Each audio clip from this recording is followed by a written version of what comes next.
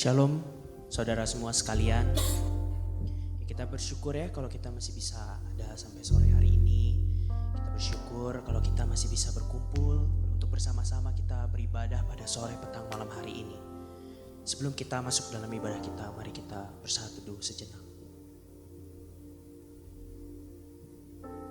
Yesus, kami bangga ya Bapa, memiliki Allah seperti-Mu ya Tuhan.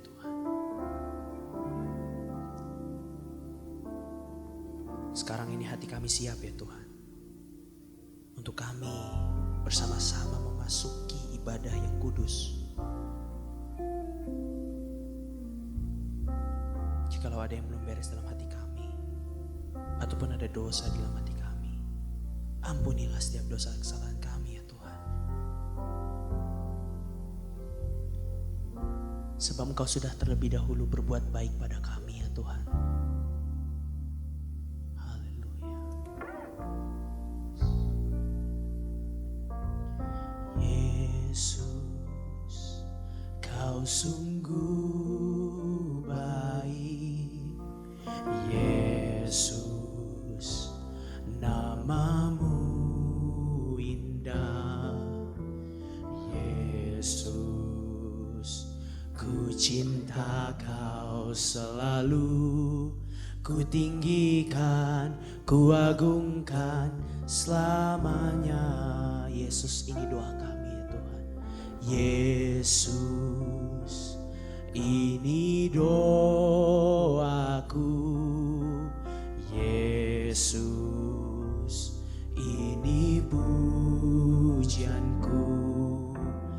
Yesus, ku sujud di kaki-Mu, doa pujian di hadapan tahta-Mu.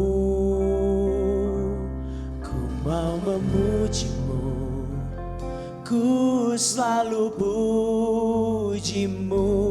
Ku mau menyembah-Mu, ku selalu sembah-Mu. Kau yang layak terima semua pujian, kemuliaan hanya bagi Tuhan. Mari kita semua katakan, Yesus Kau sungguh baik dalam kehidupan kami. Yesus, Kau sungguh baik. Yesus, Engkau indah Tuhan. Nama-Mu indah. Yesus, ku cinta Kau selalu, ku tinggikan, ku agungkan selamanya. Yesus, ini doa kami Tuhan. Yesus, ini doaku. Yesus, ini pujianku. Yesus, kami sujud Tuhan di kaki-Mu. Kau ada di sini Tuhan. Doa pujian di hadapan tahta-Mu, kami mau memuji-Mu. Ku mau memuji-Mu, ku selalu puji-Mu. Ku mau menyembah-Mu, ku selalu sembah-Mu. Kau yang layak terima semua pujian, kemuliaan hanya bagi Tuhan. Ku mau memuji-Mu, ku mau memuji-Mu, ku selalu puji-Mu. Ku mau menyembah-Mu, ku selalu sembah-Mu. Kau yang layak terima semua pujian, kemuliaan hanya bagi Tuhan. Kami mau memuji-Mu. Mari kita katakan dengan lembut saudara. Puji-Mu, ku selalu puji-Mu. Ku mau menyembahmu, ku selalu sembahmu. Kau yang layak terima semua pujian, kemuliaan hanya ku mau memujimu Tuhan. Ku mau memujimu, ku selalu pujimu. Ku mau menyembahmu, ku selalu sembahmu. Kau yang layak terima semua pujian, kemuliaan. Mari kita semua bangkit berdiri, kita katakan ku mau memujimu, memujimu. Ku selalu pujimu, ku mau menyembahmu, ku selalu sembahmu. Kau yang layak terima semua pujian, kemuliaan hanya bagi Tuhan. Oh, ku mau memujimu, ku selalu pujimu, ku mau menyembahmu. Mari kita sembah Dia, saudaraku, selalu sembahmu. Kau yang layak, hanya Engkau Tuhan yang layak menerima pujian kami Tuhan. Haleluya, hanya bagi Tuhan. Kau yang layak, Kau yang layak terima semua pujian.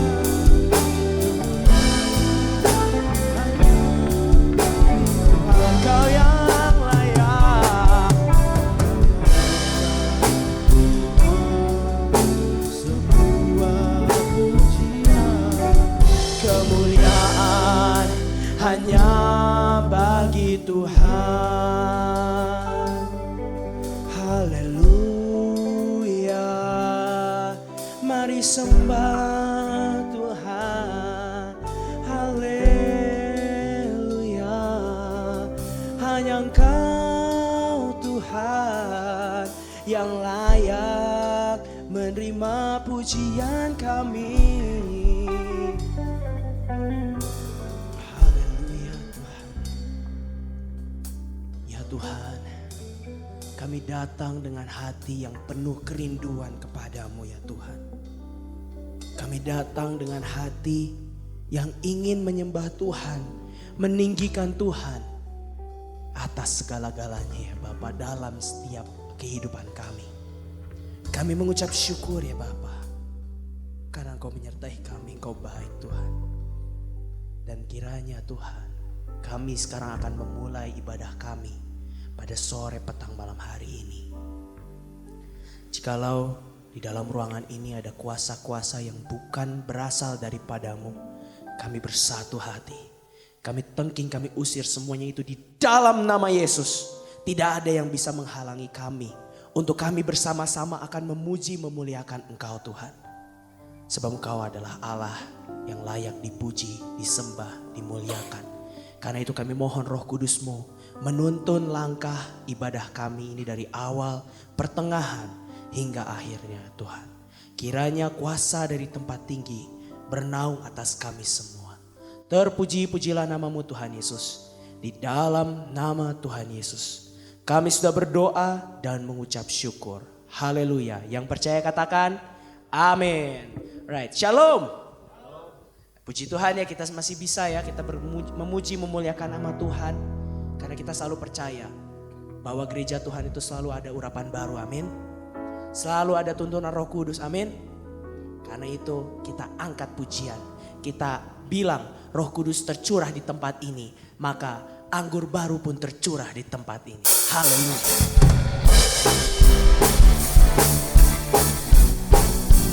Mari kita bertepuk tangan semua untuk Tuhan.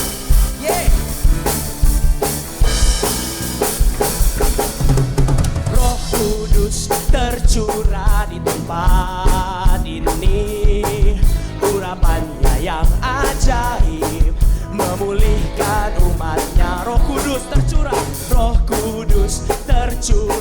bagi gerejanya, membangkitkan umat pilihannya. Karena hari ini apa saudara? Hari inilah harinya Tuhan, saat pembebasan tiba. Belenggu dosa telah dipatahkan. Mari bersorak bagi Dia. Hey, anggur baru tercurah, penuhi umatnya dengan sukacita. Minyak baru tercurah, urapi umatnya, nyata kuasanya. Amin ya saudara. Kalau kita memiliki pengurapan baru, maka kita akan mendapat sukacita yang baru. Sama-sama kita katakan, Roh Kudus tercurah. Roh Kudus tercurah di tempat ini. Urapannya apa saudara? Urapannya yang ajaib, memulihkan umatnya. Roh Kudus tercurah bagi gerejanya, membangkitkan umat pilihannya. Karena hari ini adalah harinya siapa? Hari inilah harinya Tuhan, saat pembebasan tiba. Belenggu dosa dipatahkan, belenggu dosa telah dipatahkan. Mari bersorak bagi Dia. Sama-sama. Hey, anggur baru tercurah, penuhi umatnya dengan sukacita. Minyak baru tercurah, urapi umatnya, nyata kuasanya. Anggur baru tercurah, penuhi umatnya dengan sukacita. Minyak baru tercurah, urapi umatnya, nyata kuasanya. Nyata kuasanya, nyata kuasanya, nyata kuasanya, nyata kuasanya.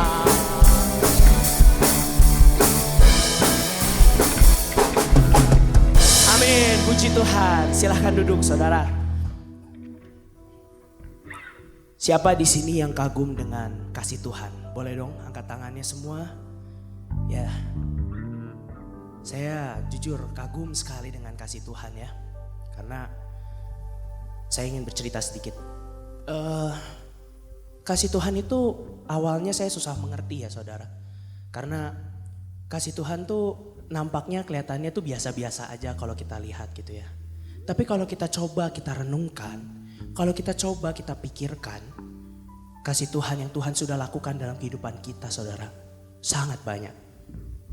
Saya masih sangat muda ya saudara. Saya masih sangat muda tetapi saya merasakan kasih Tuhan yang begitu luar biasa. Setiap hari tidak pernah kekurangan. Setiap hari tidak pernah saya merasa sendirian. Selalu saja Tuhan tuh beserta dengan saya. Dan ya seperti saudara tahu ya, waktu itu saya pun berkuliah di STA Tiranus saudara. Dan hal itu saya tidak pernah pikirkan sebelumnya. Dan saya pikir ya itu mudah lah. Ternyata di dalam sana tidak mudah saudara. Terlalu banyak masalah, terlalu banyak cobaan. Terlalu banyak hal yang saya bingung sebenarnya. Saya sebenarnya merasa takut juga karena bimbang. Tidak tahu jalan yang harus saya jalani itu kemana. Tapi kasih Tuhan tuh menuntun secara real saudara. Sangat nyata sekali. Coba saudara renungkan kira-kira kasih Tuhan apa yang saudara alami di dalam kehidupan saudara. Sebab Hal itu akan membuat saudara semakin cinta sama Tuhan. Saudara semakin rindu sama Tuhan. Saudara semakin mau datang kepada Tuhan.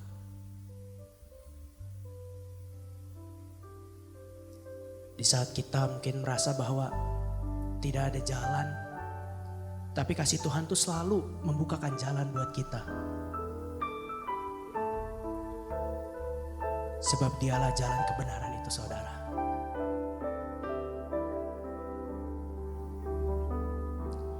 Engkaulah jalan yang sempurna, janjimu murni bagai emas perak, perisai perlindungan, keselamatanku.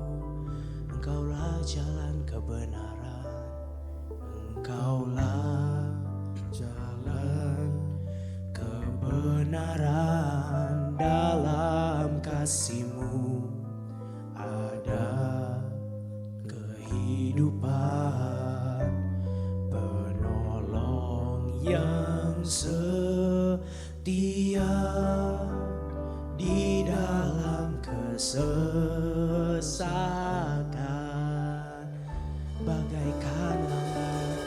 Bagaikan langit yang membentang, begitu luas kasih Tuhan tiada terhitung.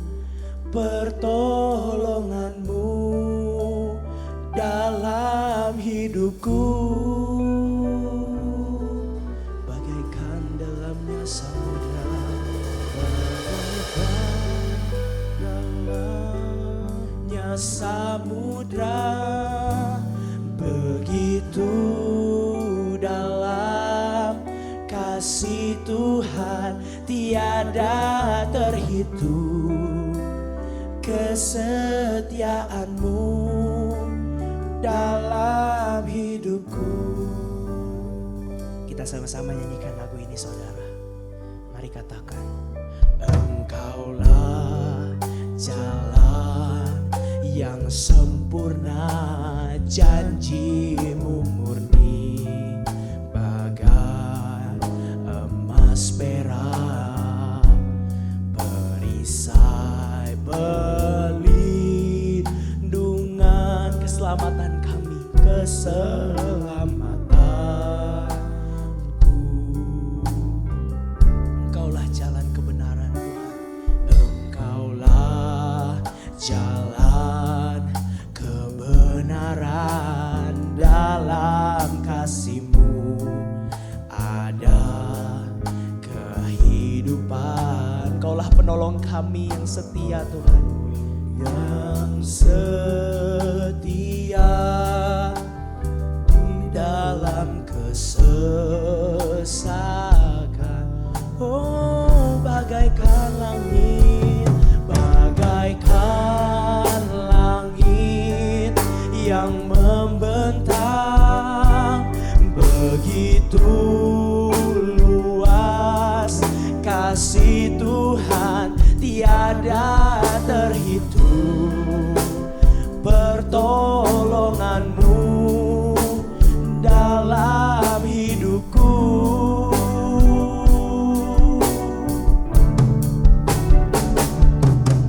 bagaikan dalamnya samudra, begitu dalam kasih Tuhan tiada terhitung. Kesetiaan-Mu dalam hidupku. Mari kita semua bangkit berdiri dan kita katakan, bagaikan langit,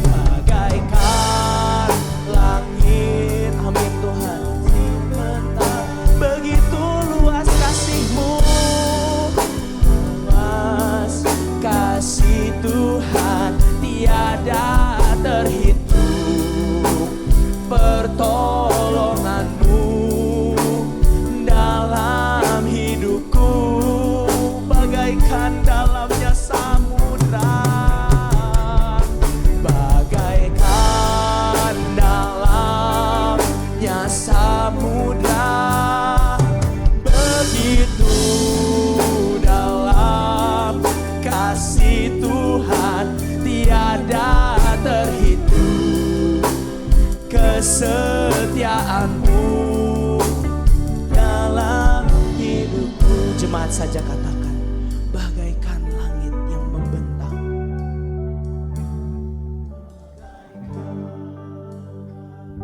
Ini pujian kami kepadamu Tuhan, sebagai bentuk ucapan syukur kami terhadap kasih-Mu Tuhan. Kasih Tuhan tiada terhitung, pertolongan-Mu dalam hidupku, bagaikan dalamnya samudra, bagaikan dalamnya samudra, begitu dalam kasih Tuhan tiada terhitung kesetiaanmu dalam hidupku, bagaikan langit yang membentang, bagaikan langit yang membentang. Begitu luas kasih-Mu Tuhan yang kami rasakan dalam kehidupan kami. Kasih Tuhan tiada terhitung, pertolongan-Mu dalam hidupku,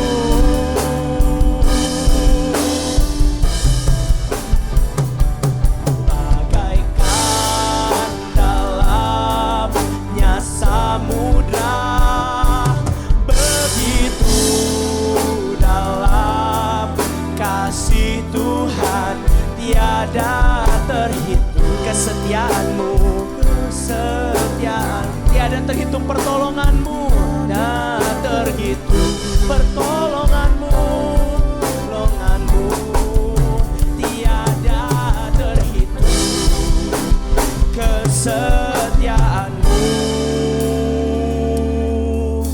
dalam hidup kami Tuhan, dalam hidupku.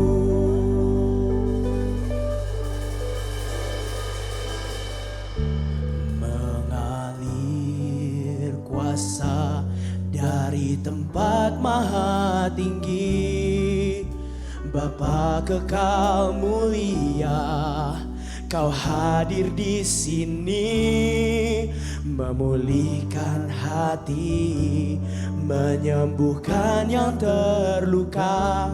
Ku kan tenang bersamamu Bapa. Mari katakan dengan lembut, mengalirlah, mengalir kuasa dari tempat maha tinggi, Bapa kekal mulia, Kau hadir di sini, memulihkan hati, menyembuhkan yang terluka. Ku kan tenang bersamamu Bapa. Mengalir, mengalir kuasa dari tempat maha tinggi, Bapa kekal mulia, Kau hadir di sini, memulihkan hati, menyembuhkan yang terluka. Ku kan tenang bersamamu Bapa. Ku kan tenang, ku kan tenang bersamamu Bapa. Ku kan tenang, ku kan tenang bersamamu Bapa. Oh, kami kan tenang, jiwaku tenang bersamamu. Kami kan tenang, bilang Kau bersama.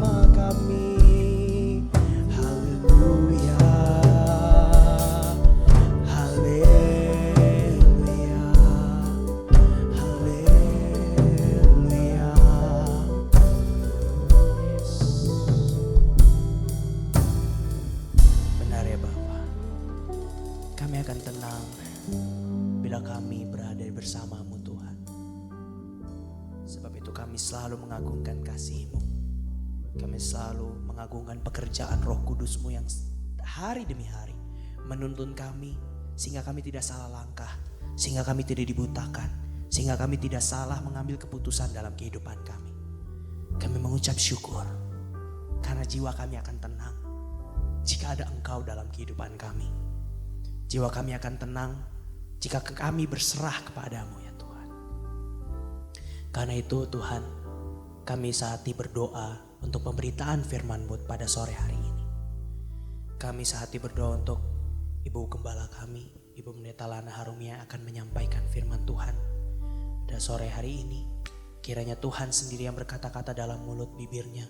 Roh Kudus, Engkau turun atas beliau sehingga beliau dapat menyampaikan firman Tuhan yang berasal hanya daripada Tuhan saja. Sembunyikanlah beliau di balik salib-Mu ya Bapa. Dan berikanlah kepada kami semua jemaat-Mu dan para pelayan-Mu hati seorang murid untuk kami bisa bersama-sama merenungkan firman-Mu dan melakukan firman-Mu itu di dalam kehidupan kami sehari-hari. Demikianlah doa kami ya Bapa. Kami menyerahkan waktu pemberitaan firman Tuhan ini ke dalam tangan-Mu di dalam nama Tuhan Yesus. Kami sudah berdoa dan mengucap syukur. Haleluya. Amin. Puji Tuhan, silakan duduk saudara.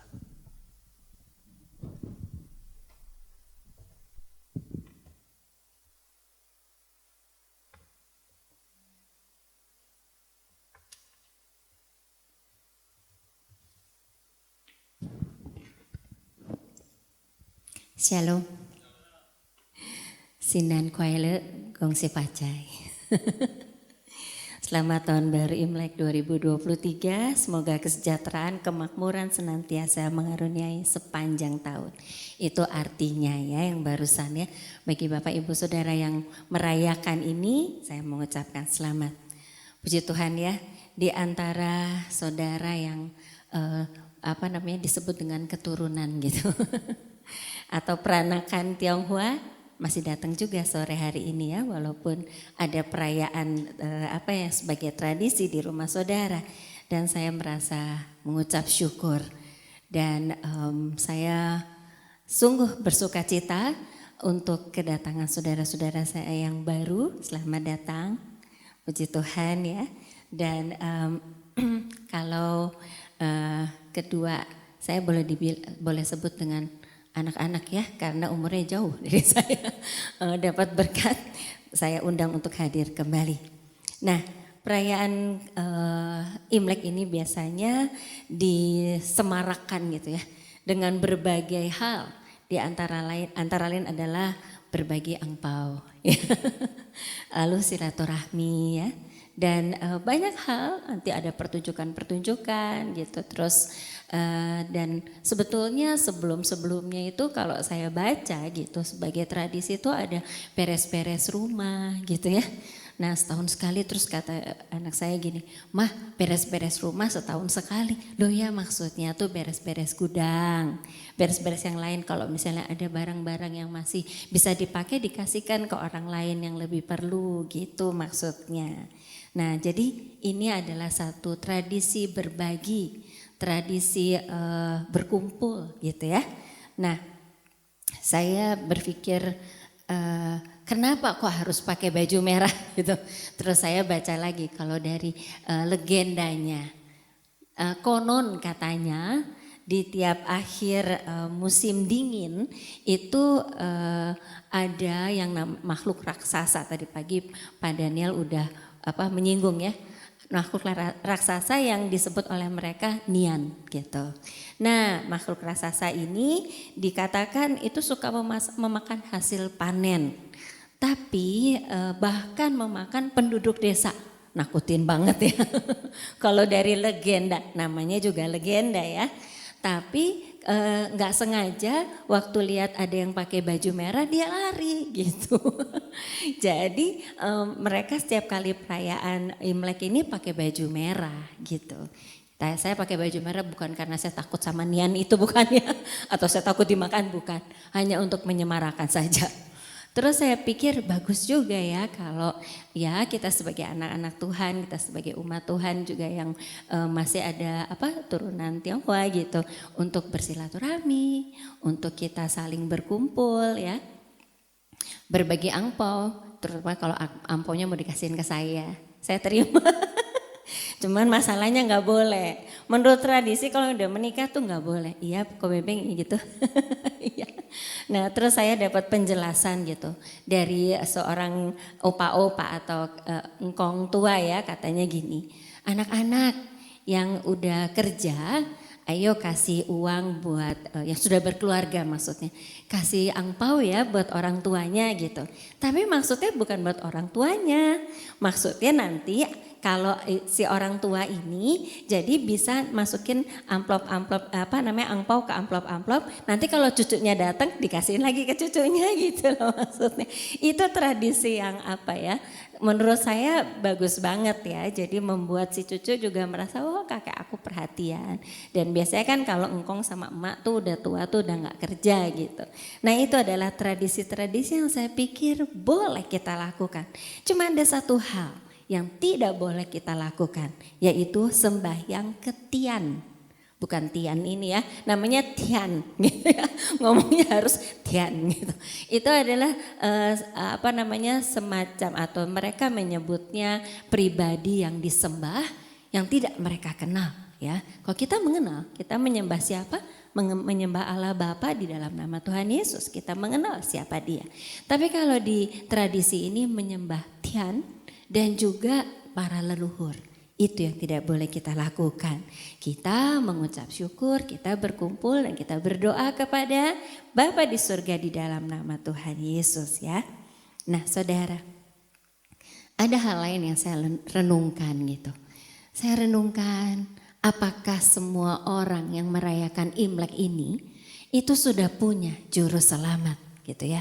Apakah mereka itu tahu bahwa dalam hidupnya mereka butuh juru selamat? Atau mereka pikir mereka sudah menyembah tian yang benar gitu. Terus apakah mereka tahu bahwa kalau nanti mereka menyembah itu ujung-ujungnya mereka masuk surga enggak ya gitu. Mereka masuk surga atau mereka berpikir pokoknya aku nyembah tian aja, nanti kalau udah mati ya gimana nanti gitu ya. Jadi rasanya ada orang-orang yang merayakan Imlek ini dengan meraba-raba. Apakah nanti kalau aku udah menyembah tian itu bisa melindungi aku, bisa memberi rejeki. Kalau gongsi facai itu semoga kamu mendapat rejeki besar gitu ya. Apakah sudah begitu? Apakah kalau nanti mereka meninggal dunia, mereka itu ada di surga atau ada satu tempat? Yang saya tahu di tradisi juga ya, kalau orang-orang yang menyembah tian gitu, kalau udah meninggal itu ada yang dibawain satu rumah-rumahan kalau saya waktu masih sekolah tuh namanya maket. Ada kamar mandinya, ada mobilnya, ada tempat tidurnya gitu ya. Rumah-rumahan itu lengkap sekali, habis gitu dibakar dong saudara. Katanya supaya nanti kalau dia arwahnya ke satu tempat itu, di tempat itu dia dapat rumah yang lengkap. Dengan kamar mandi sampai gayung-gayung kecilnya gitu ya. Saya pernah lihat videonya atau di YouTube. Luar biasa mereka bikinnya lama dalam sekejap dibakar. Nah saudara, rasanya orang-orang yang seperti itu belum pernah tahu ada satu jalan keselamatan yang betul-betul ujungnya akan mencapai satu tempat yang terbebas dari segala penderitaan dan penuh sukacita. Mereka menganggap bahwa apa yang mereka sembah ini sudah betul. Nah untuk orang-orang seperti ini Alkitab mengatakan bahwa mereka mengalami kebutaan rohani. Rohnya masih dibutakan, rohnya masih mati. Dan kepada mereka inilah Tuhan Yesus turun ke bumi dan ingin menolong mereka. Dulu saya juga begitu. Orang-orang yang belum mengenal Tuhan Yesus. Saya dari latar belakang yang belum mengenal Tuhan Yesus, yang kalau saya mati saya tahu nanti saya akan lahir lagi. Kalau sekarang jadi Mia yang ini, nanti kalau saya berbuat baik dan berbuat benar, lahir lagi saya mungkin jadi anak raja gitu ya. Tapi kalau saya jahat dan sebenarnya nanti saya lahir jadi anjing mungkin gitu. Nah itu yang saya dapat ya dari pengajaran saya yang dahulu. Nah tapi Tuhan Yesus peduli sekali dengan orang-orang yang belum mendapat keselamatan, yang rohnya masih dibutakan. Mari kita baca dari Yohanes 9 ayat 1 sampai 3. Ada yang bisa bantu bacakan? Yohanes 9 ayat 1 sampai 3.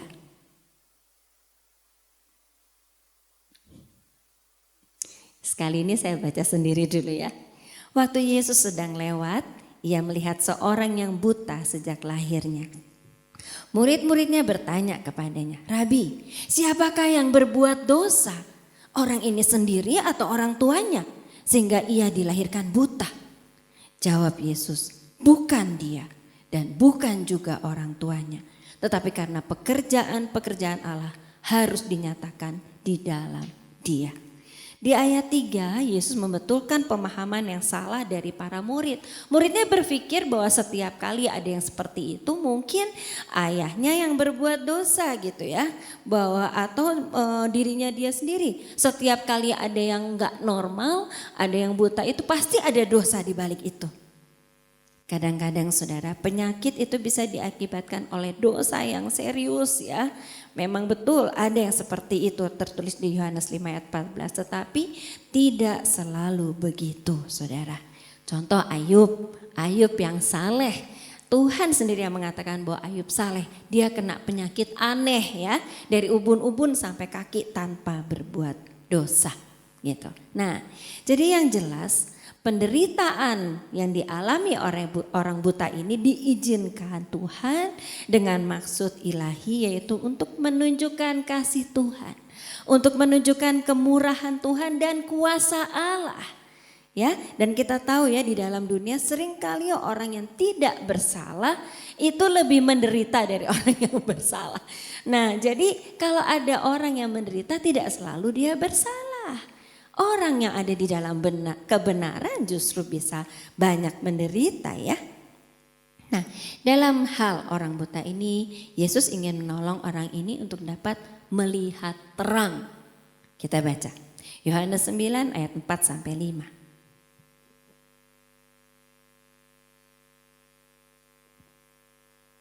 Yohanes 9 ayat 4 sampai 5, kita harus mengerjakan pekerjaan Dia yang mengutus aku selama masih siang. Akan datang malam di mana tidak ada seorang pun yang dapat bekerja. Selama aku di dalam dunia, akulah terang dunia. Nah, kita tahu ya, orang buta ini nggak minta kepada Yesus kok. Yesus sembuhkan aku, enggak. Yesus lihat orang buta itu. Orang buta itu tidak meminta kesembuhan. Mungkin dia udah biasa buta. 30 tahun dia hidup buta, udah biasa. Ia bahkan tidak tahu ada Yesus di situ. Tapi kasih Yesus yang besar membuat Yesus ingin membuat orang yang buta ini yang tidak pernah melihat terang dari sejak lahirnya. Orang ini gak pernah lihat terang secara fisiknya, dia gak pernah lihat terang. Ya, dari sejak lahirnya ia tidak pernah melihat terang. Ia tidak dapat melihat terang. Nah, Yesus ingin membuat dia melihat terang. Apa sih terang itu? Yesus mengatakan bahwa dialah terang itu. Di Yohanes 1 ayat 4 saya bacakan, dalam dia ada hidup dan hidup itu adalah terang manusia. Jadi ayat ini menjelaskan bahwa hidup yang benar dan sejati terdapat di dalam Kristus atau juru selamat. Hidupnya adalah terang bagi semua orang. Maksudnya orang yang mengenal Kristus, dia akan tahu tentang Tuhan. Dia akan tahu tentang Allah, tentang Elohim. Dia akan tahu siapa itu Tuhan, siapa itu Bapa di surga. Kalau mengenal Yesus Kristus. Kita baca Yohanes 14 ayat 6. Yohanes 14 ayat 6, kata Yesus kepadanya, akulah jalan dan kebenaran dan hidup. Tidak ada seorang pun yang datang kepada Bapa kalau tidak melalui aku. Nah, Tuhan Yesus mau memperkenalkan sifat dari Bapa di sorga, yaitu kasih-Nya yang tanpa batas, sehingga Ia memberi jalan, Ia memberi kebenaran yang sejati untuk setiap orang yang percaya menuju hidup. Semua itu ditunjukkan melalui Yesus Kristus Sang Juru Selamat. Ya, karena Yesus, maka sekarang tersedia bagi kita kebenaran Allah, sifat Allah, dan kuasa Allah. Bagi kita manusia tersedia itu. Mari kita sama-sama renungkan, sudahkah kita ini yang jelas-jelas sudah beriman kepada Tuhan Yesus? Apakah kita ini sungguh-sungguh mengetahui apa sih kebenaran Allah yang disediakan bagi kita? Bagaimana sih sifat Allah yang disediakan bagi kita? Lalu bagaimana kuasa Allah buat kita ini, yang diberikan kepada kita ini? Kita harus tahu ketiga hal yang disediakan buat kita itu supaya kita nggak salah menyembah, supaya kita nggak salah percaya, supaya kita nggak salah dalam mengiring Tuhan Yesus jadi bisa nyampe ke surga. Sekarang ini banyak sekali pengajaran yang dibaca ayatnya di Alkitab sih, tapi penjelasannya tidak sesuai dengan Alkitab. Banyak sekali pengetahuan-pengetahuan yang disampaikan oleh banyak orang melalui YouTube, melalui TikTok, melalui apapun ya, yang memakai ayat Alkitab tetapi tidak di dalam kebenaran penafsirannya. Tetapi bukan dari Allah kuasanya dan sifatnya tidak seperti yang Allah sampaikan. Hati-hati saudara, itu bukan berasal dari Allah. Jangan kita percaya dengan hal-hal yang seperti itu. Contoh ya, kalau kita melihat hal-hal yang mujizat gitu di YouTube. Waduh, mujizatnya luar biasa. Orang ini udah gak ada harapan kata dokter. Tapi malam itu ketika sang istri itu duduk berdoa, nah maka besoknya orang ini bisa sembuh total. Kita suka sekali lihat mujizat-mujizat yang terjadi. Ya, sayangnya anak-anak Tuhan tidak suka melihat di balik itu semua, pengajaran-pengajaran di balik itu semua. Apakah mujizat yang terjadi itu sesuai dengan apa yang ada di Alkitab? Siapakah yang memberi kesembuhan? Karena di akhir zaman ini iblis juga bisa memberi kesembuhan. Dan kalau saudara percaya, maka saudara menyembah bukan Allah Bapa, bukan Allah di dalam nama Tuhan Yesus. Sangat disayangkan kalau saudara lebih senang memperhatikan mujizatnya dibandingkan dengan belajar Alkitab. Ya, tapi kita kembali ke orang buta itu. Ia buta jasmani, buta rohani saudara. Dia tidak tahu kemana dia harus melangkah ketika dia di dunia. Dia hanya tahu lingkungan sekitarnya yang setiap hari sudah di situ. Waktu dulu ya, saya ini tinggal di Iskat dulu. Nah saya punya, waktu itu saya jatuh dari motor. Lalu di belakang leher saya ini nyengsol. Jadi ototnya nggak pas tengah gitu. Nah sering kali kalau udah itu kumat itu setengah badan ini baal ya. Terus ada teman saya yang mengatakan di rumah buta tunanetra Jalan Pajajaran itu ada orang buta yang pintar untuk memijit. Orang buta itu terus saya bilang, oh harus dijemput. Enggak, ibu tinggal bilang aja kan itu dekat dengan ibu. Terus dia datang sendiri. Jadi saya telepon, dia bisa terima telepon loh saudara. Terus dia jalan sendiri sampai di rumah. Terus pertama diantar, terus udah gitu. Kemudian dia datang pergi itu sendiri. Terus saya tanya, Pak gimana bisa menentukan? Dia bilang gini, kalau nanti saya dengar ada suara burung berkicau di sini berarti saya belok kiri. Habis gitu saya bau sampah itu berarti saya belok kanan. Jadi dia itu sangat peka terhadap lingkungan sekitarnya. Tapi dia tetap meraba-raba saudara. Jadi saya membayangkan orang buta ini gak pernah bisa jalan jauh yang dia belum tahu. Sedangkan yang tukang pijit saya juga diantar dulu, setelah sekali pulang lagi baru dia bisa bolak-balik gitu. Dalam dunia ini dia meraba-raba kalau berjalan. Lalu saya juga memikirkan berarti dia juga tidak tahu. Secara rohani dia tidak tahu bagaimana ketika dia nanti mati. Kasihan sekali saya pikir ya, tidak ada yang peduli, termasuk dirinya sendiri nggak peduli saudara. Dia hidup aja gitu, dipikir ya hidup mah biasa aja hidup gitu. Dia nggak peduli dirinya dia mau gimana, nggak kepikir juga kalau mau minta sembuh, nggak kepikir lah wong. Dia bilang aku lahir dari sejak lahir aku buta. Artinya apa? Nggak punya mata, nggak punya syaraf mungkin ya. Kan ya pastilah ya, semua nggak ada alat untuk melihat itu, ada biji matanya, ada syaraf-syarafnya dan itu semua tidak ada. Nah, bukankah di dunia ini banyak orang yang seperti itu? Orang yang buta.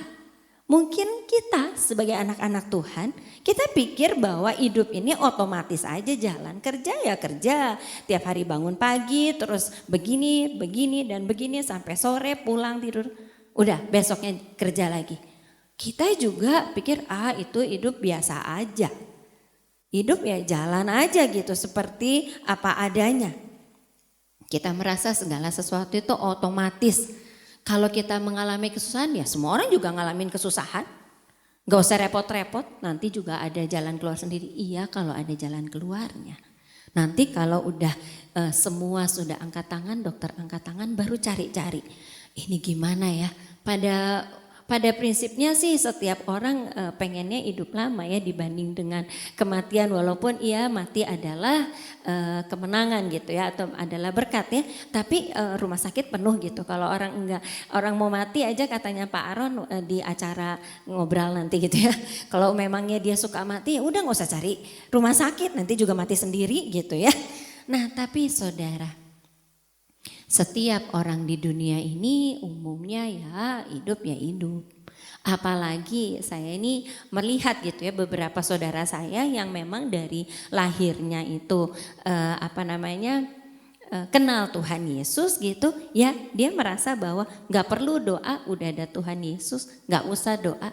Saya bingung waktu saya belum kenal Tuhan Yesus, setelah saya kenal Tuhan Yesus, saya kepengennya tuh kalau saya pagi bangun Tuhan jagain saya, Tuhan lindungi saya. Senang sekali punya juru selamat ya, juru selamat sampai nanti bawa saya ke surga, berarti di dunia ini juga saya juga dijagain gitu. Nah saudara, hal ini sebetulnya kita hidup ini tidak otomatis. Tadi pagi kita dengar ya yang ikut ibadah pagi Pak Daniel memberitahu bahwa hidup ini tuh memang Tuhan yang atur, ada Tuhan yang atur gitu. Tergantung dari kita mau nggak berjalan bersama dengan Tuhan. Bapa di surga mengatur kehidupan kita. Dan Bapa di surga menyuruh kita satu persatu untuk melakukan pekerjaannya. Dan Tuhan Yesus sedang melakukan pekerjaannya dengan mencelikan mata orang buta ini. Di kitab di pasal 9 ayat 4, Yesus mengajak murid-muridnya untuk mengerjakan pekerjaan Dia yang mengutus Yesus. Yaitu siapa Dia itu? Bapa di surga. Selama masih siang. Apa sih yang dimaksud dengan pekerjaan yang ia lakukan? Kita baca Yohanes 9 ayat 6 sampai 7. Yohanes 9 ayat 6 sampai 7. Setelah ia mengatakan semuanya itu, ia meludah ke tanah dan mengaduk ludahnya itu dengan tanah, lalu mengoleskannya pada mata orang buta tadi dan berkata kepadanya, "Pergilah, basuhlah dirimu dalam kolam Siloam." Siloam artinya yang diutus. Maka pergilah orang itu, ia membasuh dirinya, lalu kembali dengan matanya sudah melek. Nah, King James Version mengatakan ketika itu kan ia meludah, Yesus meludah ke tanah dan mengaduk-aduk ludahnya itu dengan tanah. Ya, kalau King James Version mengatakan he spat on the ground and made clay of the spittle. Jadi ia meludah ke tanah dan membuat tanah liat dengan air liurnya. Sekarang kita bisa mengerti ya saudara ya, mengapa Yesus mengaduk-aduk tanah dengan ludahnya lalu mengoleskannya ke mata orang itu. Tanah liat adalah gambaran tubuh kita ya, yang digambarkan dengan bejana tanah liat. Kita tahu perumpamaan ya, orang yang bikin satu guci misalnya dari tanah liat, kalau misalnya dilihat bahwa hasilnya nggak bagus, dihancurin lagi, dibikin lagi sampai hasilnya bagus. Nah, tanah liat itu adalah gambaran kehidupan kita. Kenapa sih kok Yesus meludah ke tanah lalu dia mengaduk-aduk tanah itu membuat tanah liat, lalu menempelkan di matanya. Rupanya ini adalah gambaran orang buta itu yang tidak punya biji mata, tidak punya syaraf, dibentuk kembali oleh Tuhan Yesus sehingga matanya itu ada. Bagian ini saya pikir luar biasa kuasa Tuhan Yesus yang diberikan kepada orang buta ini. Kasihnya sudah diberikan kepada orang buta ini, yaitu dia mau menyembuhkan orang buta. Lalu kuasanya juga diberikan kepada orang buta ini. Itu bagian dari Yesus melakukan itu. Sekarang bagian orang buta itu harus ada yang dia kerjakan. Kalau dia bilang, Yesus kan bilang pergilah basuhlah dirimu di kolam. Basuhlah apa tadi dikatakan, basuhlah dirimu dalam kolam Siloam. Nah kalau dikatakan seperti itu, orang buta ini gak mau nurut, ya gak terjadi dia dicelikan, gak akan terjadi. Jadi dibutuhkan kerjasama antara kita orang-orang yang percaya dengan Tuhan Yesus ketika kita mau mendapatkan jalan keluar, ketika kita mau mendapatkan mujizat. Dibutuhkan iman yang luar biasa dari orang ini. Orang ini tuh gak tahu apa sih namanya melihat, itu gak tahu, tapi dia nurut aja gitu ya. Nah dari kisah orang buta ini kita tahu bahwa Tuhan Yesus menginginkan setiap orang tanpa kecuali untuk mendapat terang. Jadi menerima kebenarannya, yaitu firman Tuhan yang menuntun kehidupan kita. Menerima sifatnya yang kasih yang sangat besar, dalam arti kata memelihara, melindungi, memberi damai sejahtera, membuat sukacita. Dan kuasanya memampukan kita menjalani kehidupan ini sesuai dengan rencana Tuhan. Semua ini bisa kita terima kalau kita punya Tuhan Yesus di dalam diri kita. Amin. Amin ya. Yang kita kenal di dalam Roh Kudus sekarang. Jadi ketika Yesus ada di dunia, tadi Yesus mengatakan akulah terang itu. Ketika Yesus naik ke surga, Yesus menjanjikan Roh Kudus itu hadir dalam kehidupan kita sehingga kita tidak ditinggalkan sendiri. Sekarang orang-orang yang sudah menerima Yesus Kristus sebagai Tuhan dan Juru Selamat punya Roh Kudus, punya Tuhan Yesus di dalam kehidupannya, ya. Dan rohani kita tidak buta lagi. Orang yang sudah menerima Yesus Kristus sebagai Tuhan dan Juru Selamat, maka rohaninya dicerlikan. Dari dulu mungkin mata saudara sih udah lihat banyak hal ya. Mungkin lihat-lihat hal-hal yang kurang pantas dilihat yang tadi gak sengaja kita lihat ya. Tapi saya pikir di luar dari itu semua kita, maksud Tuhan Yesus memberikan Roh Kudus adalah supaya kita dicelikan rohani. Kita tidak buta lagi rohani. Kita bisa tahu mana yang benar, mana yang salah. Mana kehendak Tuhan, mana yang bukan kehendak Tuhan, yaitu kehendak kita sendiri. Mana yang asalnya dari Roh Kudus atau roh iblis. Lalu kita juga bisa merasakan penjagaan Tuhan, perlindungan Tuhan, itu semua bisa kita sadari kalau kita punya Roh Kudus. Dan petunjuk Tuhan terutama, sehingga kita tidak jalan sendiri. Saya mengenal keluarga juga yang belum di dalam Tuhan ya. Tiba-tiba gak ada hujan, gak ada angin kalau kata orang Jawa ya. Tiba-tiba gak ada apapun, anaknya tuh bocor kepalanya. Keluar darah aja gitu. Dibawa ke rumah sakit gak ketolong, mati. Gak jatuh, gak apa. Tapi mamanya diam-diam aja. Terus ditanya, kenapa sih? Udah tahu. Nanti kalau ulang tahun 1 tahun dia bakal diambil. Oh dia pesugihan saudara, dia pesugihan. Jadi kalau iblis yang memberi, iblis itu pamrih. Nah tapi saya merasakan penjagaan Tuhan yang luar biasa ketika saya sebagai ibu muda punya anak pertama Yosua. Ya, saya tuh nggak tahu kalau saya baca nanti 9 bulan anakku sudah bisa berdiri sendiri. Dulu ada iklan kayak gitu ya, itu kuno sekali. Anakku sudah bisa berdiri sendiri gitu. Nah Yosua itu saya nggak nyadar dia udah megang-megang gitu ya, dia berdiri sendiri. Di tempat tidurnya. Jadi tempat tidur yang cots ya. Jadi tempat tidur bayi yang bisa dari segini dulu kalau masih bayi lahir banget tuh diturunin sampai si alas kasurnya rendah. Jadi segininya anak kecil supaya kalau gini-gini nggak jatuh gitu ya. Nah suatu kali saya nggak nyadar bahwa Yosua udah berdiri. Terus itu tingginya segini saudara. Karena saya tutup, si tempat tidurnya ditutup gitu. Segini saya. Terus Yosua ini saya belum menurunkan kasurnya. Yosua ini udah jadi si teralis itu pinggiran tempat tidur udah segininya dia. Dia menggapai-gapai di bawah terus dia terjun duk. Kepalanya nih ubun-ubun nih kena lantai. Saya di depan mata saya nggak bisa berbuat apa-apa. Tuhan Yesus, saya cuma bisa ngomong gitu. Terus dia nangis tapi cuma sebentar. Saya ingat. Kata dokter kalau anak jatuh jangan segera diangkat. Biarkan dulu, saya periksain. Kok Yosuanya udah gak nangis ya, belum bisa ngomong. 9 bulan belum bisa ngomong. Tadinya nangis sebentar terus kok mana yang benjol? Ada yang berdarah gak ya? Ada yang, oh gak ada. Tapi kan saya pikir saya ini mama yang bodoh sekali ya. Harusnya tahu kalau anaknya udah mau berdiri diturunin kasurnya supaya nanti dia segini.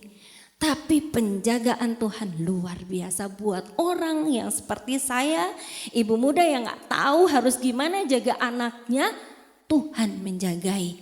Saya bawa tetap Yosua ke dokter ya, di ronsen, tapi dokternya bilang gini, gak usah terlalu cepat-cepat di ronsen atau apa. Saya pikir mau di ronsen ya, nanti tunggu. Kalau 2 kali 24 jam dia gak muntah, berarti gak ada apa-apa bu, gitu. Terus udah gitu saya tungguin, gak ada apa-apa tuh. Dia biasa aja.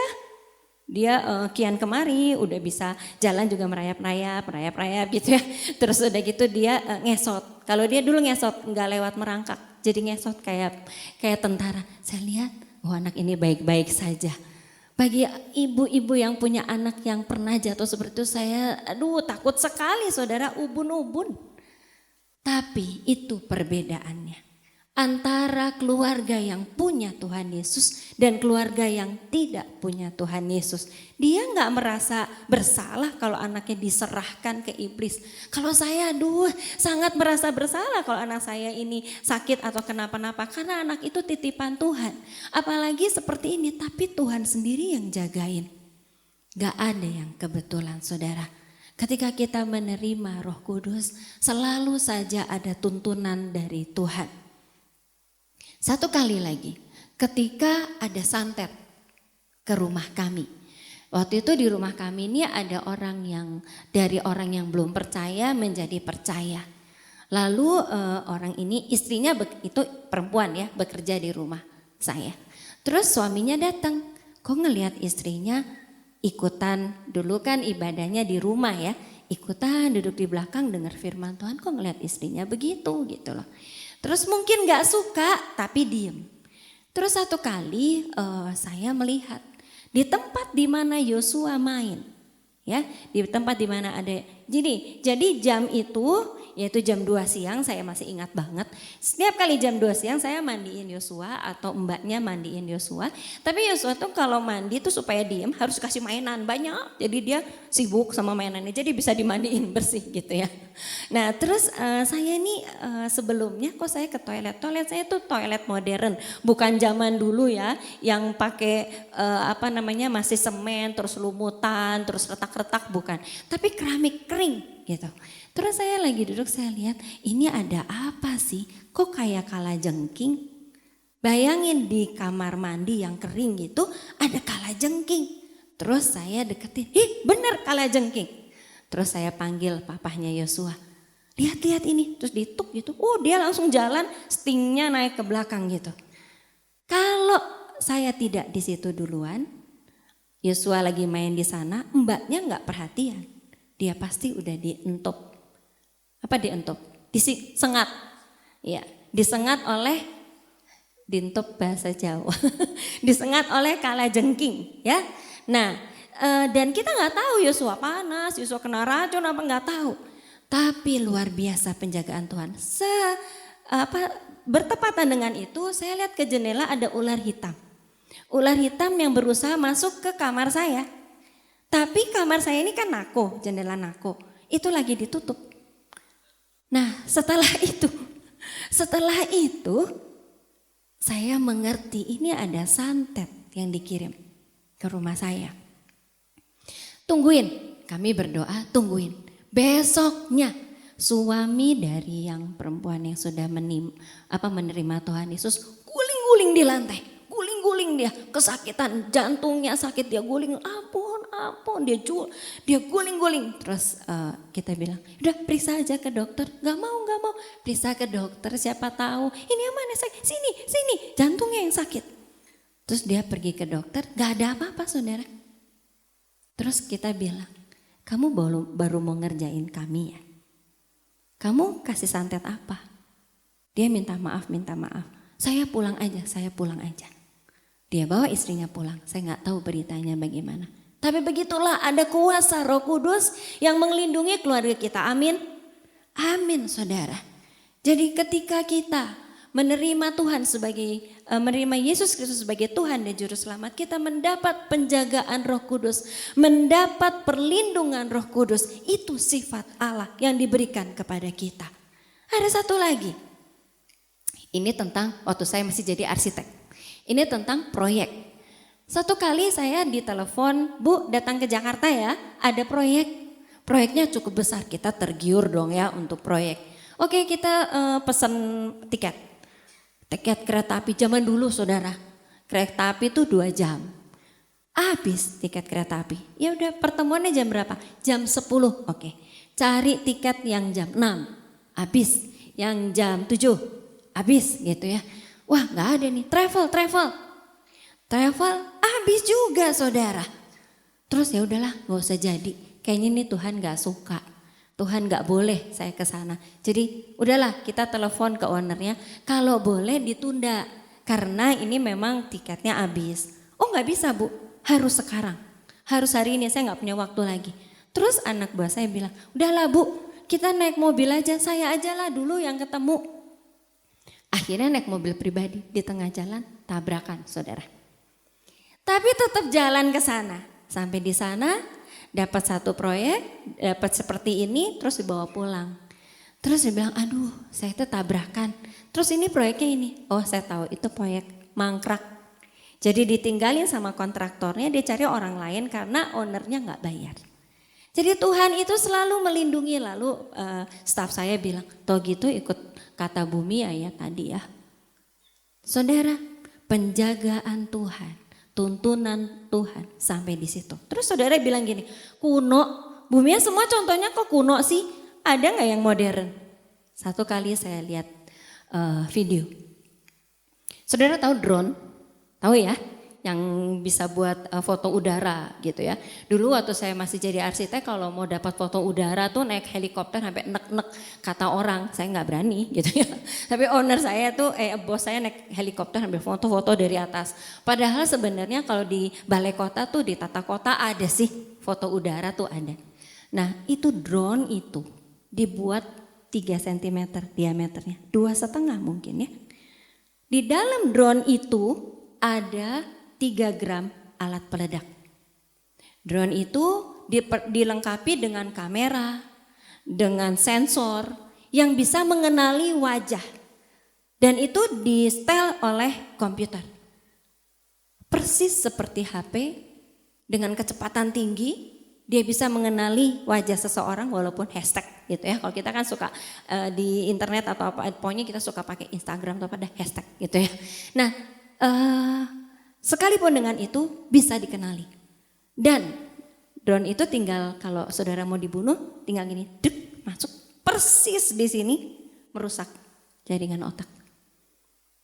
Hal itu sudah ada saudara. Dan kalau hal itu, kalau ada, dia kecil-kecil segini, ada 25 juta drone, kalau dijalankan itu seperti bunyi nyamuk. Kayak gitu ya.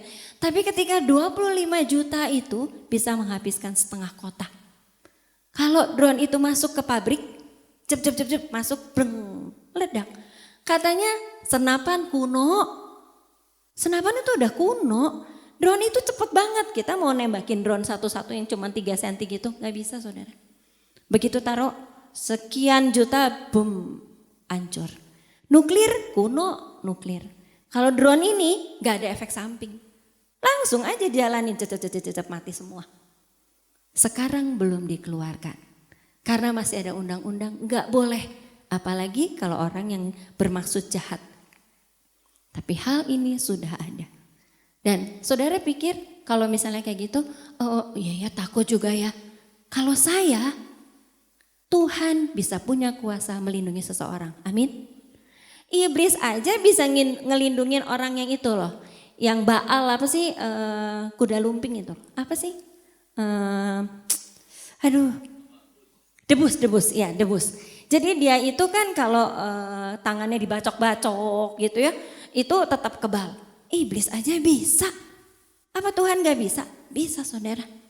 Kita tidak pernah tahu kejahatan demi kejahatan yang disarankan ke kita itu kapan terjadinya dan dengan cara apa.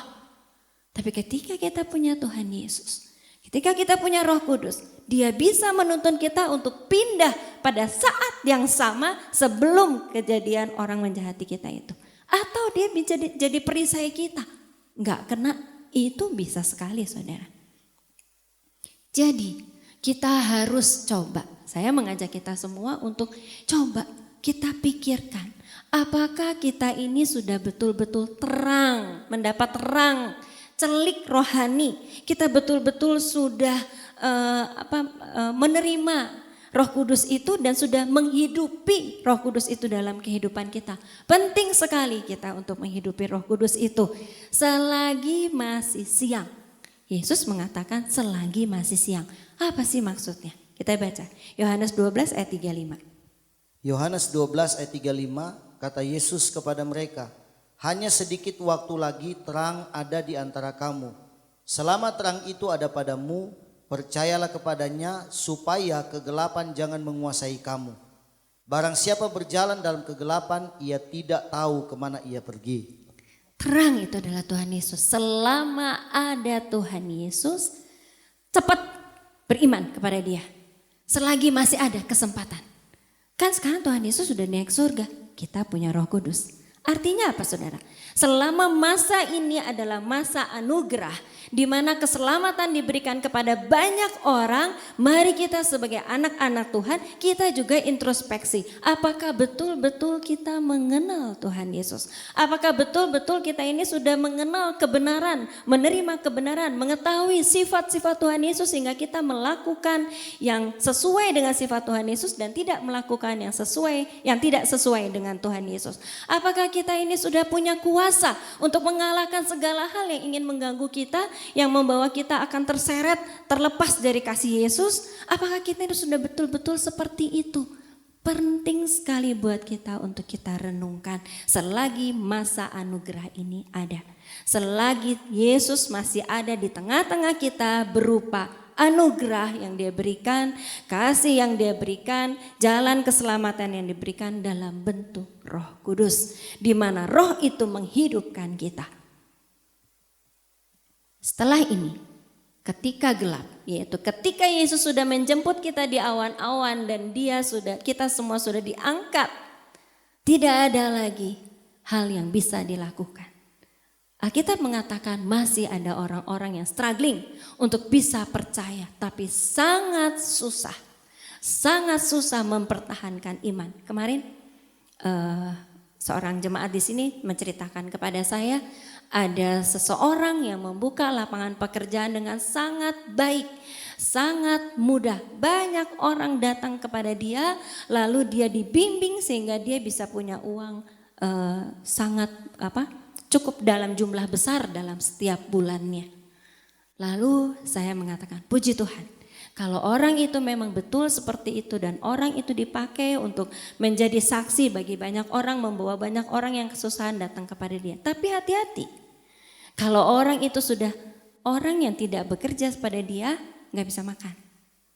Orang yang gak menyembah dia, yang nggak percaya sama dia, yang nggak mau kerja sama dia, nggak bisa makan. Hati-hati, itu ciri-ciri antikris. Jadi kita harus waspada. Kalau kita punya Roh Kudus, kita akan tahu, kita bisa membedakan roh mana yang dari Tuhan, mana yang bukan dari Tuhan. Dan terutama kalau kita punya Roh Kudus, jangan kita simpan sendiri, saudara. Ceritain sama orang-orang yang masih buta rohani itu. Tugas kita. Kalau ada orang yang berbuat salah, kalau kita tahu orang itu masih dibutakan, kita nggak ngomong apa-apa, orang itu mati dan dia tidak terima Tuhan, kita yang bertanggung jawab. Itu kata firman Tuhan. Jadi memberitakan kabar baik, mencelihkan orang dari kebutaan rohaninya adalah tugas kita, amanat dari Tuhan. Saat ini kita semua tahu ya, dunia ini sedang ada yang mengatakan dalam kegelapan. Dan saya melihat juga sama seperti yang lain para hamba Tuhan dan mungkin Bapak Ibu juga banyak yang tahu bahwa tanda-tanda akhir zaman itu sudah semakin dekat. Di antaranya banyak petobat-petobat baru yang belum mengenal Yesus, yang masih terbelakang itu jadi mengenal, jadi dia terdepan. Orang-orang yang sudah kenal Yesus jadi berbuat salah, jadi terbelakang. Itu terbelakang secara rohani. Hati-hati, tanda-tandanya sudah jelas. Lalu di Wahyu dikatakan sungai Efrat yang mengering sudah terjadi, saudara. Waktunya sudah semakin dekat. Bagaimana dengan kita? Kita kembali kepada Tuhan, kita minta selalu dipenuhi Roh Kudus dan kita memberitakan kabar baik kepada banyak orang yang masih dalam buta rohani. Itu keinginan Tuhan. Amin. Mari kita membuka hati. Kita mau minta supaya Roh Kudus selalu memenuhi kehidupan kita. Supaya urapan baru itu boleh mengubah kehidupan kita. Orang-orang yang takut memberitakan Injil, ketika dia menerima kuasa dari tempat tinggi, kepenuhan Roh Kudus, dia berani memberitakan Injil. Dan kita mau berdoa bersama untuk kehidupan kita pribadi sebagai orang yang sudah kenal Tuhan, dan kita mendoakan untuk orang-orang yang baru kenal Tuhan untuk bisa lebih mengenal Tuhan dan diberi kuasa dan kekuatan. Undang Roh Kudus itu masuk ke dalam hati kita masing-masing.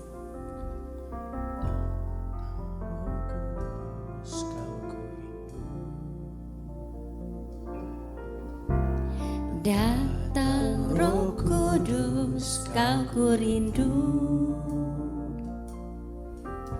Dengan minyak yang baru urapiku, mengalir penuhiku, mengalir pulihkanku.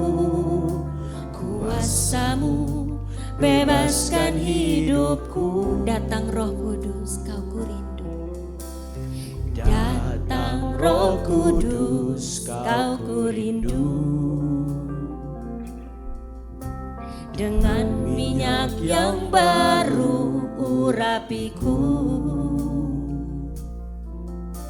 mengalir penuhiku, mengalir pulihkanku.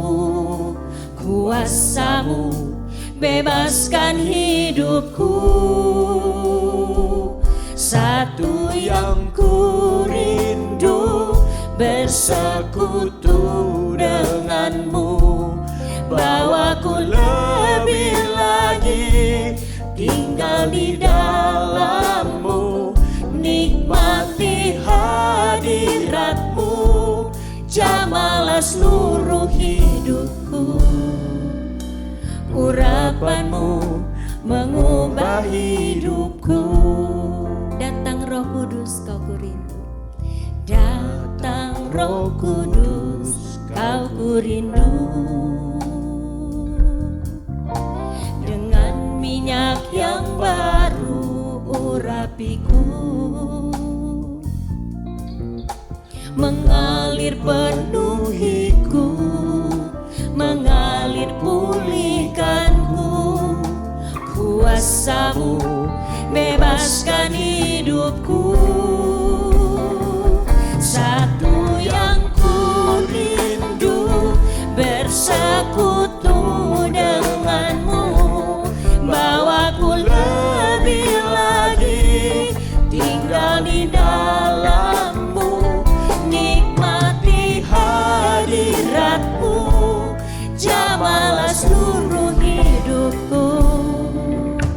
Urapan-Mu, mari kita bangkit berdiri. Katakan kerinduan saudara kepada Tuhan. Satu yang ku rindu, bersekutu denganmu, bawaku lebih lagi tinggal di dalammu, nikmati hadiratmu, jamalah seluruh hidupku. Urapanmu mengubahi. Sekali lagi undang dia. Satu yang ku rindu, bersekutu denganmu, bawaku lebih lagi tinggal di dalammu, nikmati hadiratmu, jamalah seluruh hidupku. Urapanmu mengubah hidupku. Mari saudara, saat ini kita mau merenungkan, apakah saudara membutuhkan Roh Kudus dalam kehidupan saudara? Kalau iya, katakan dalam hati saudara, Roh Kudus, mari masuk ke dalam kehidupan aku. Mari masuk, penuhi aku dengan Roh-Mu ya Tuhan, supaya aku dicerlikan. Undang dia. Dia mau hadir di setiap hati yang terbuka, yang haus akan Roh-Nya, yang haus akan Roh Kudus, yang haus akan tuntunan Tuhan, yang haus akan mendapat kekuatan baru, yang haus akan kuasa Allah. Minta kepada dia saat ini. Lihatlah anak-anak-Mu Tuhan yang mau memperbaharui komitmennya dengan Engkau, yang membuka hati untuk mendapat urapan yang baru Tuhan, untuk kami bisa lebih dekat kepadamu. Katakan bersama-sama.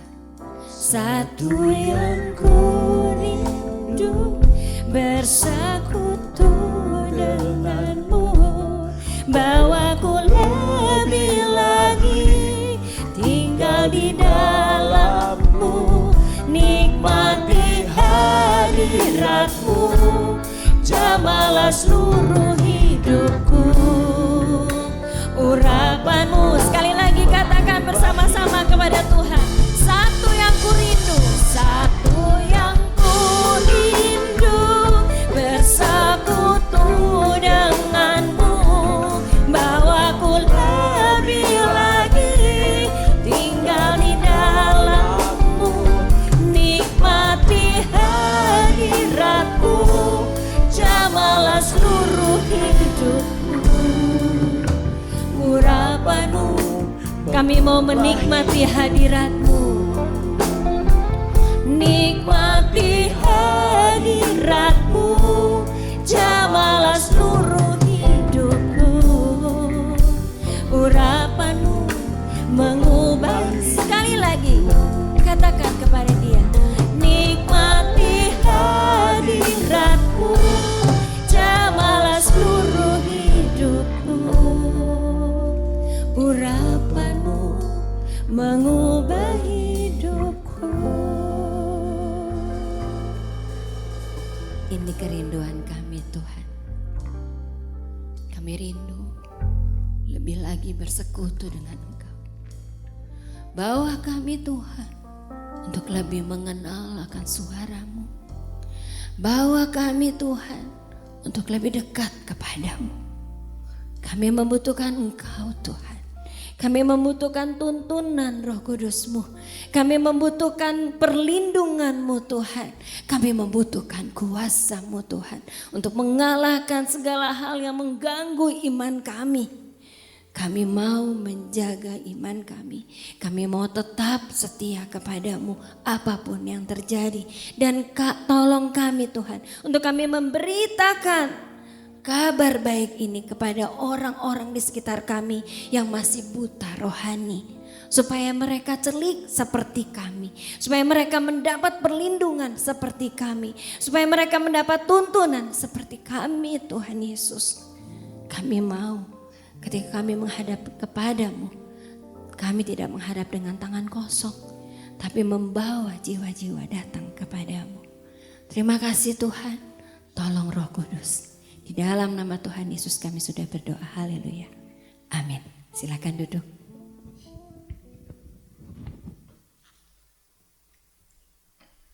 Puji Tuhan, kita sudah mendengarkan berkat firman Tuhan. Dan kiranya kita selalu hidup dipimpin oleh Roh Kudus, amin. Sekarang tiba saatnya kita akan mendengarkan atau menyimak pengumuman di Gereja Keluarga Tabernakel Induk Bandung selama 1 minggu ke depan. Yang pertama, pada hari Selasa 24 Januari 2023 akan ada persekutuan doa puasa yang akan diadakan pukul 6 sore di tempat ini dan hanya diadakan secara onsite, dan yang membawakan firman Tuhan itu adalah Bapak Pendeta Daniel Tauruk.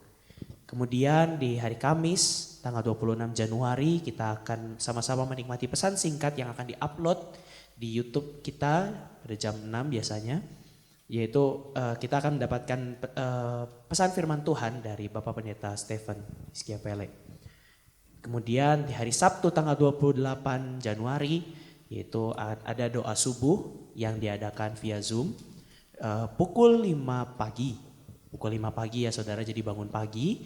Kemudian renungan akan dibawakan oleh Ibu Pendeta Rosmawati. Kemudian di hari Minggu 29 Januari 2023 ibadah raya seperti pada hari ini akan dilaksanakan 2 kali. Yang pertama pagi hari, dan yang pagi hari ini jamnya jangan salah ya saudara, jamnya jam 9. Nah ini kita akan mengadakan ibadah raya secara onsite dan juga via live streaming YouTube. Kita akan menerima berkat firman Tuhan dari Ibu Pendeta Lana Harumia. Dan kemudian pada ibadah sore jam 5 sore seperti pada saat ini kita mengadakan ibadah secara onsite saja. Itu akan dilayani oleh Bapak Pendeta Stephen Hiskiapele.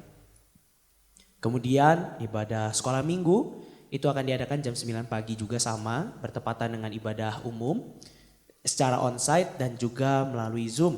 Dan cerita akan dibawakan oleh Kakak Tian.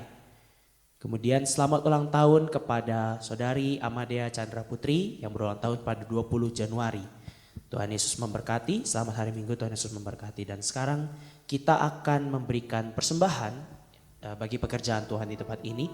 Mari sambil kantong persembahan diedarkan, kita angkat pujian Mazmur pasal 1, berbahagialah.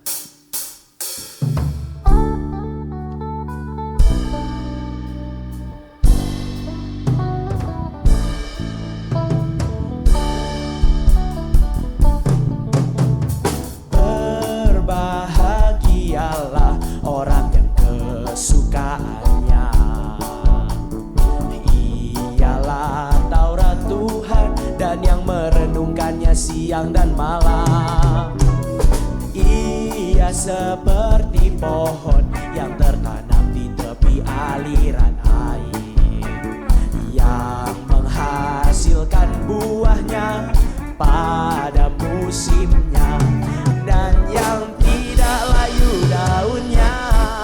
Apa saja yang diperbuatnya pasti berhasil. Mari kita semua bangkit berdiri dan kita nyanyikan.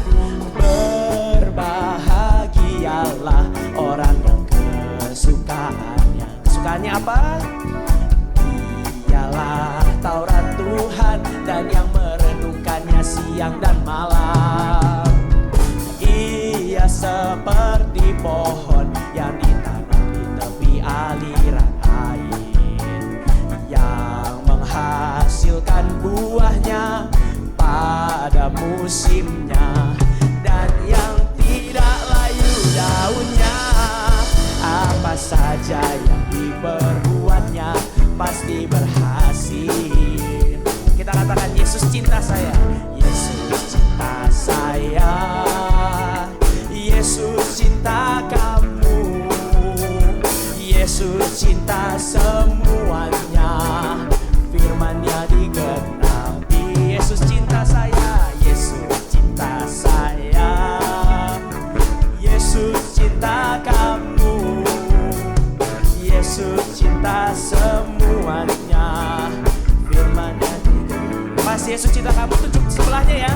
Yesus cinta saya, Yesus cinta kamu, tunjuk. Yesus cinta kamu, Yesus cinta semuanya, firman-Nya digenapi.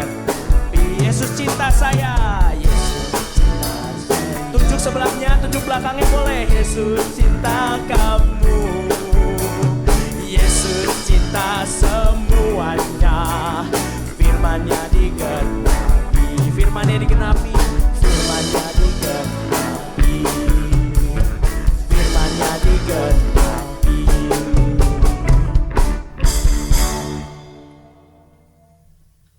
Mari kita bersatu di dalam doa. Bapak, terima kasih.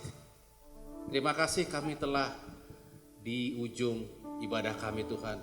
Terima kasih untuk firman-Mu Tuhan yang mengingatkan ketika dunia ini menawarkan banyak hal Tuhan, ketika banyak mara bahaya mengitari kami Tuhan. Tapi kami punya Engkau, Tuhan yang melindungi, Tuhan yang telah mengampuni kami. Bapa yang di surga, terima kasih untuk itu Tuhan. Ajar terus kami, biarlah juga Tuhan firman yang tadi kita terima itu menjadi rema dalam hati kami masing-masing. Terima kasih untuk Ibu Gembala kami yang telah memberikan firman tersebut Tuhan. Urapi dirinya, berikan hikmat marifat terus menerus Tuhan. Berikan kekuatan, berikan semangat agar Ibu Gembala kami dapat membawa kami ke dalam pertumbuhan iman yang lebih lagi dan lebih lagi. Sehingga kami hanya melihat Engkau Tuhan. Bapa yang di surga, terima kasih juga untuk anak-anak-Mu yang telah melayani Tuhan. Berikan berkat, berikan kuasa-Mu kepada mereka, menuntun mereka Tuhan. Supaya dalam kehidupan mereka akan semakin lebih baik lagi. Bapa yang di surga, lindungi pemerintahan ini. Lindungi Pak Jokowi, Menteri, dan seluruhnya Tuhan. Kami tahu Tuhan, tidak mudah pada saat sekarang ini. Ketika semua orang menyerang kami. Kami harus tetap berdiri tegak. Oleh karena itu tegakkanlah kami Tuhan. Dan berikanlah mereka juga satu kelembutan. Dan kami percaya apa yang Kau beritakan kepada kami. Dan untuk kami laksanakan amanat agung itu adalah keharusan Tuhan. Oleh karena itu biarkanlah kami melakukannya Tuhan. Jemaat terkasih, kita akan pulang. Angkatlah tanganmu, arahkan hatimu, dan terimalah berkat Tuhan. Kasih karunia Allah Bapa, kasih Kristus, penyertaan Roh Kudus, itulah yang memberikan berkat kepadamu, berkat kepada usahamu, berkat kepada kehidupanmu, berkat kepada perjuanganmu dalam studi, mulai hari ini sampai selama-lamanya. Amin. Bapa, terima kasih. Bapa, terima kasih. Bapa di dalam surga,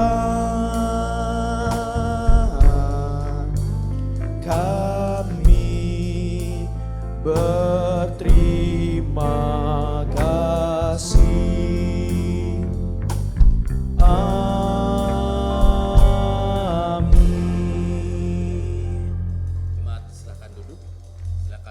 Sejenak.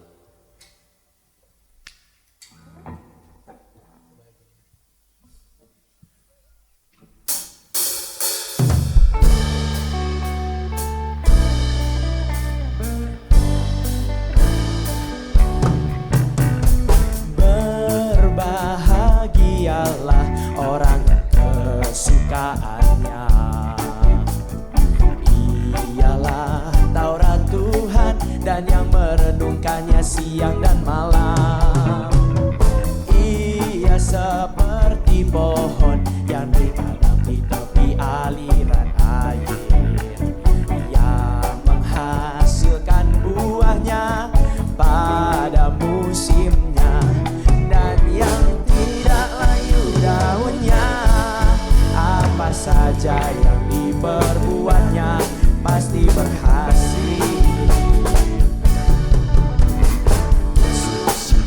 Saya, Yesus cinta kamu, Yesus cinta semuanya, firman-Nya digenapi.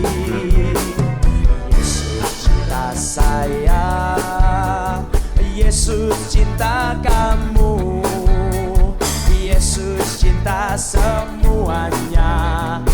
firman-Nya digenapi, firman-Nya digenapi, firman-Nya digenapi.